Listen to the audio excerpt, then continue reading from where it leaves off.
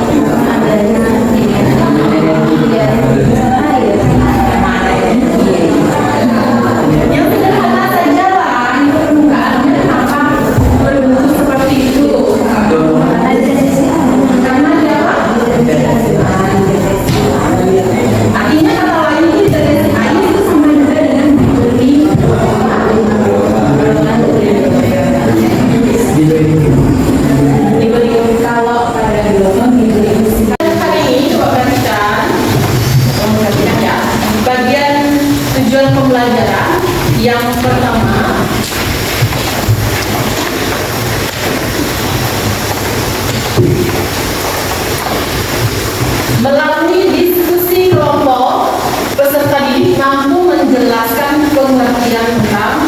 gelombang dengan benar. Yang kedua, melalui percobaan virtual lab, peserta didik mampu membedakan bentuk gelombang transversal dan gelombang longitudinal dengan jelas. Nah, kemudian yang ketiga, melalui diskusi kelompok, peserta didik mampu menjelaskan beberapa parameter pada gelombang lab. Nah, parameter ini itu adalah besaran-besaran yang ada pada gelombang seperti periode, frekuensi, amplitudo, dan cepat lambat gelombang. Itu disebut dengan parameter gelombang. Nah, yang keempat, melalui diskusi kelompok, peserta didik mampu menganalisis hubungan antar parameter pada gelombang dengan benar.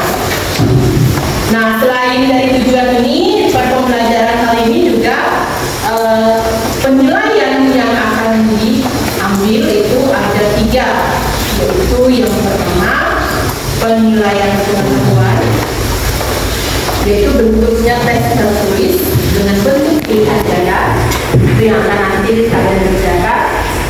Kemudian penilaian sikap, di sini ada observasi yang akan saya lakukan selama pembelajaran, dan penilaian keterampilan di sini juga bentuknya observasi, yaitu dia diuji kerja pada saat kalian melakukan percobaan menggunakan virtual tool atau simulasi tes.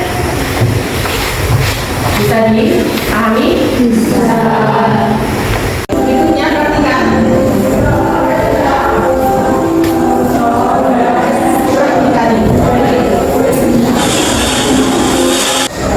Dari video itu apa yang bisa kalian lihat? Mereka dengan kehidupan di pantai itu.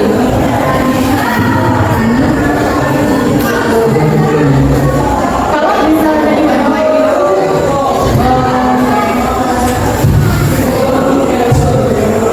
daerahnya itu banyak tidak kalau masuk.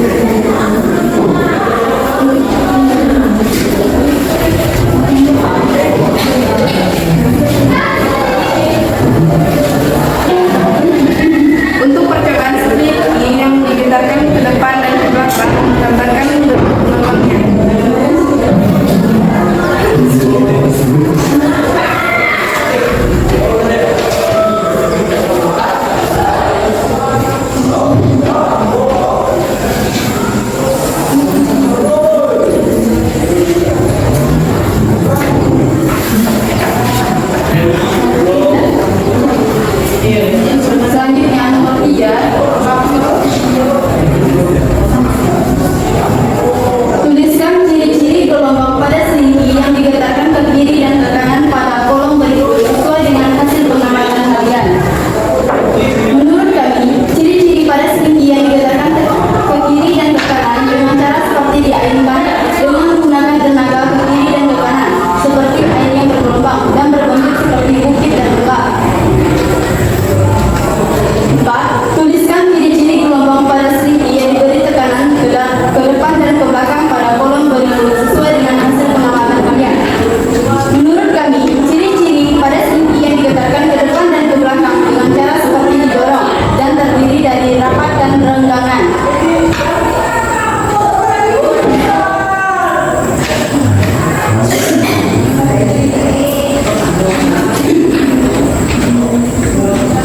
Apa yang dimaksud dengan gelombang? Gelombang adalah getaran yang merambat. Yang kedua, percobaan pada selingki yang digetarkan ke kiri dan ke kanan disebut sebagai gejala gelombang transversal. Percobaan pada selingki yang diberi tekanan ke depan dan ke belakang disebut sebagai gejala gelombang longitudinal.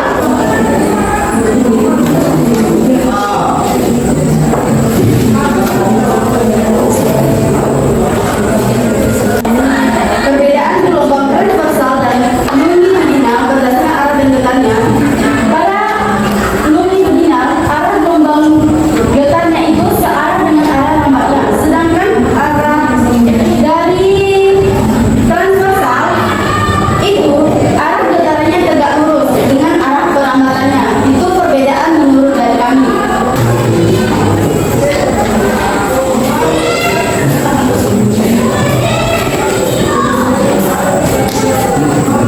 Nomor 1 ya.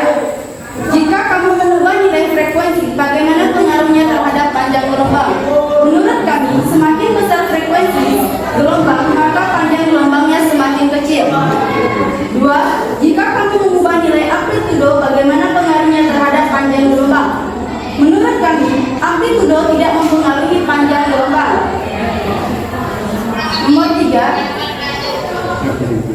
Jika kamu mengubah nilai frekuensi, bagaimana pengaruhnya terhadap cepat rambat gelombang? Menurut kami, sama sepertinya pengaruh terhadap panjang gelombang.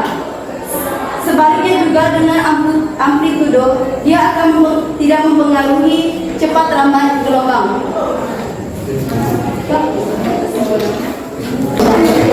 Baik, kesimpulan dari kelompok kami yang pertama, kami bisa mengetahui gelombang adalah getaran yang merambat. Kedua, frekuensi itu semakin besar ternyata bisa mempengaruhi gelombangnya menjadi kecil.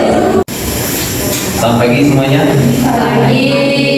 Perkenalkan, kami dari kelompok 2 akan mempresentasikan hasil kerja kami. Nama anggota kami, nama saya Putri Suswinto, dan ini Nama saya Bagus Sandi. baiklah, kami akan menyampaikan hasil kerja kelompok kami. Untuk percobaan selingki yang digetarkan ke kiri dan ke kanan, gambar gelombang seperti ini.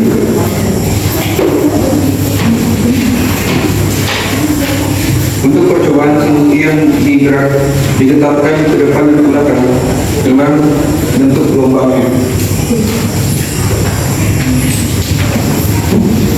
Selingki yang digetarkan ke kiri dan ke kanan atau gelombang transversal yaitu gelombang arah getaran yang lurus dengan arah perambatan. Berdasarkan pengamatan, di kirinya terbentuk gunung dan lembah.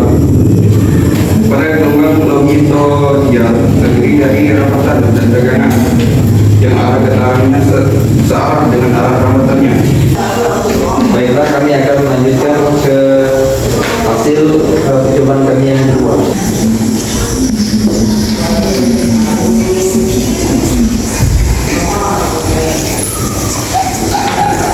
Satu, jika kamu mengubah nilai frekuensi, bagaimana pengaruhnya terhadap panjang gelombang? Jawabannya, semakin besar frekuensinya, semakin kecil panjang gelombang. Dua, jika kamu mengubah nilai amplitudo, bagaimana pengaruhnya terhadap panjang gelombang? Jawab, amplitudo tidak mempengaruhi panjang gelombang. Seperti yang terlihat pada tabel, amplitudo 0,5 dengan 1 itu tidak sama sekali mengubah panjang gelombangnya.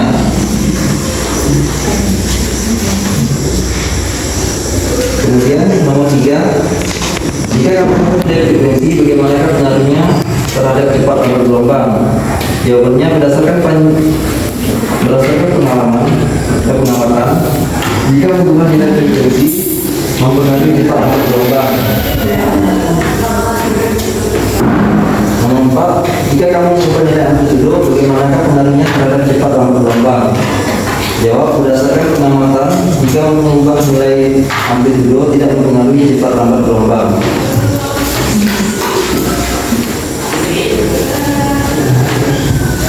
Nomor 5, besaran apakah yang dapat kamu ubah dari simulasi agar nilai cepat lambat gelombang itu berubah? Jawabannya besaran frekuensi.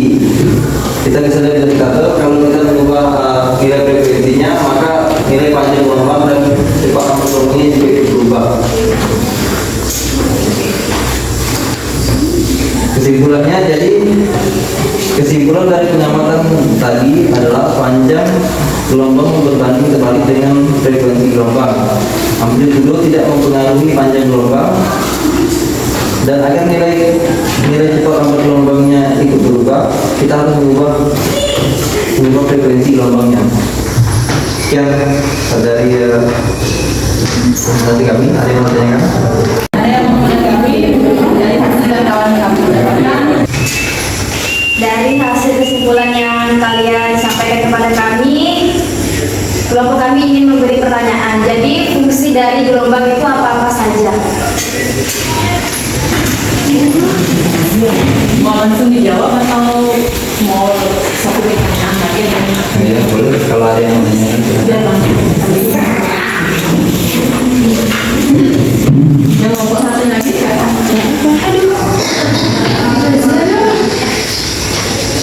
Menurut kalian bagaimana hubungan antara panjang gelombang, cepat lambat, dan periode?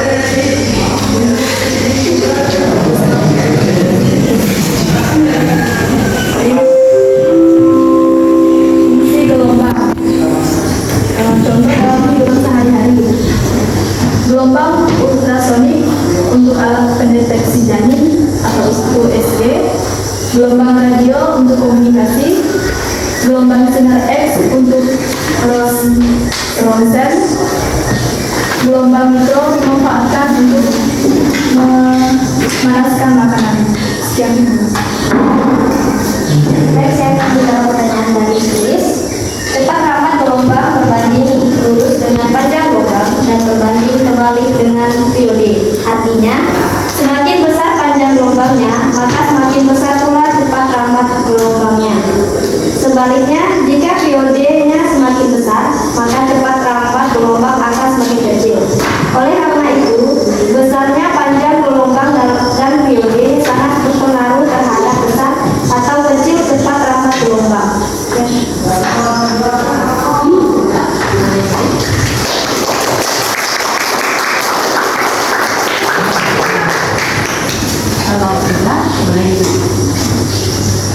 baik, sekian presentasi kami. Kami ucapkan terima kasih.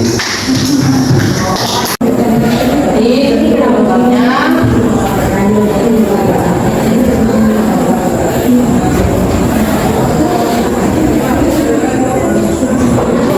pertanyaannya adalah frekuensi, kemudian panjang gelombang dan